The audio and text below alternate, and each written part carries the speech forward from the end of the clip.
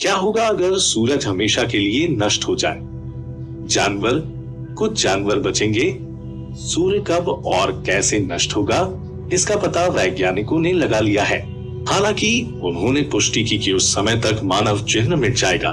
सबसे पहले वैज्ञानिकों ने सोचा था कि सूर्य की मृत्यु के बाद सौर मंडल एक निहारिका में बदल जाएगा, जहां सभी ग्रह टूटकर गैस और चट्टानों के रूप में एक साथ चक्कर लगाते हैं या बिखर जाएगा। लेकिन एक विस्तृत अध्ययन के बाद यह भयानक हो गया। 2016 में सौर वैज्ञानिकों के एक समूह ने कहा कि यदि सूर्य नष्ट हो जाता है तो सौर मंडल एक निहारिका बन जाएगा। अनुसंधान से पता चला है कि सूर्य अगले 1000 अरब वर्ष जीवित रहेगा। इसके विनाश के साथ कई अन्य प्रक्रियाएं भी होंगी। अगली प्रक्रिया अगले 500 अरब वर्षों में धीरे धीरे शुरू होगी। अंततः सूर्य एक लाल दैत्य से कमजोर होकर एक सफेद पौने बन जाएगा। सूर्य का केंद्र सिकुड़ जाएगा, जिससे सूर्य गर्मी पैदा करने की अपनी क्षमता खो देगा। लेकिन इसकी बाहरी परत ठंडी होकर अलग हो जाएगी और मंगल की कक्षा में पहुंच जाएगी। प्रक्रिया में हमारी पृथ्वी भी सूर्य की सतह से टकराने से बिखर जाएगी। लेकिन जैसे सूर्य कमजोर होता है, वैसे ही पृथ्वी पर जीवन भी कमजोर होता है। चुंबकीय क्षेत्र फीका पड़ने लगेगा, गुरुत्वाकर्षण गायब होने लगेगा।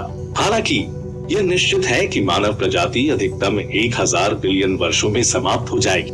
सूर्य के नष्ट होने का कारण यह है कि प्रत्येक 1000 अरब वर्षों में इसकी गर्मी और प्रकाश में 10% की वृद्धि हो रही है। एक समय आएगा जब वह ऊर्जा समाप्त हो जाएगी और ठंडी होने लगेगी। सूरज की बढ़ती गर्मी और रोशनी की वजह से धरती पर जीवन खत्म होना शुरू हो जाएगा। समुद्र का पानी वाष्पित होकर अंतरिक्ष में उड़ जाएगा।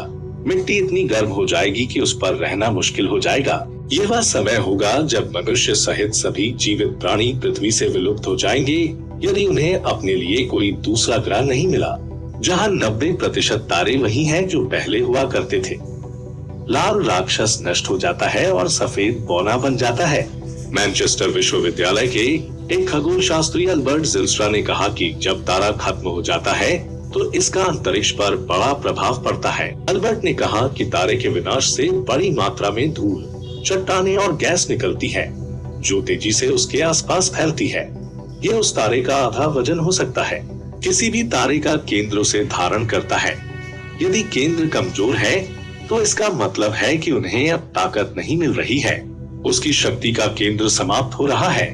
मृत तारे से निकलने वाली गैस, धूल और चट्टानें अंतरिक्ष में फैलते हुए ग्रहों और उनके आसपास की अन्य ब्रह्मांडीय वस्तुओं से टकराती हैं। अल्बर्ट बेलन, सूर्य से निकलने वाली धूल, गैस और चट्टानें लगभग 10 वर्षों तक अंतरिक्ष में तैरती रहेंगी। इससे निहारिका बनेगी जो हजारों वर्षों तक दिखाई देगी। यदि मनुष्य जीवित रहकर किसी अन्य ग्रह पर अपनी जगह बना लेता है तो वे इस दृश्य को देख सकेंगे। कई निहारिकाएं हैं जो हमें दिखाई देती हैं, जिसका अर्थ है कि उनके तारे मर चुके हैं और उनकी धूल, गैस और चट्टानें अंतरिक्ष की गहराई में तैर रही हैं, जैसे हेलिक्स नेबुला, कैट्स आई नेबुला, रिंग नेबुला और बबल नेबुला। इन निहारिकाओं की खोज 16वीं सदी के वैज्ञानिक विलियम हर्शल ने की थी। क्या है? इन निहारिकाओं की खोज 16वीं सदी के वैज्ञानिक विलियम हर्शल ने की थी। यह उस समय की दूरबीन से किसी ग्रह जैसा दिखता था। लगभग 30 साल पहले वैज्ञानिकों ने कुछ अजीब देखा, जिसे पड़ोसी आकाशगंगा का चमकीला निहारिका कहा जाता है। इससे पता चलता है कि यह कब खत्म होगा, कब से इस तरह तैर रहा है। इसका भविष्य क्या है? यदि सूर्य के भार का 1.1% कम हो जाए, लेकिन एक तारा कम हो जाए, तो यह एक बम बन जाएगा। जब तारे का वजन सूर्य से 3 गुना अधिक होता है, तो वे दूर से दिखाई देने वाली चमकीली निहारिकाओं का निर्माण करते हैं। यानी सूर्य के अंत में बनी निहारिका के बहुत तेज होने की उम्मीद नहीं है। अल्बर्ट ने कहा कि किसी भी तारे की उम्र की गणना करना आसान नहीं है।